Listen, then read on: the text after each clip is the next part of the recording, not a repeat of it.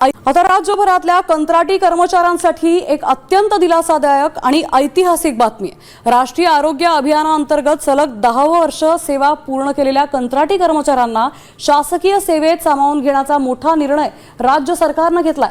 प्रशासनाने याबाबतचा अधिकृत शासन निर्णय जारी केलाय आणि त्यामुळे कर्मचाऱ्यांचा रखडलेला वनवास अखेर संपलाय। या ऐतिहासिक निर्णयामुळे कर्मचाऱ्यांना नोकरीची सुरक्षितता आणि 7व्या वेतन आयोगाचे सर्व लाभ मिळण्याचा मार्ग मोकळा झाला। 10 वर्ष पूर्ण झालेले कंत्राटी कर्मचारी आता सेवेत कायम असणार आहेत। राष्ट्रीय आरोग्य अभियानातील कर्मचाऱ्यांना यामुळे मोठा दिलासा मिळालाय। पुणे परिमंडळातील 1444 कर्मचाऱ्यांचा वनवास अखेर संपलाय। 7व्या वेतन आयोगानुसार सर्व आर्थिक लाभ त्यांना मिळणार आहेत,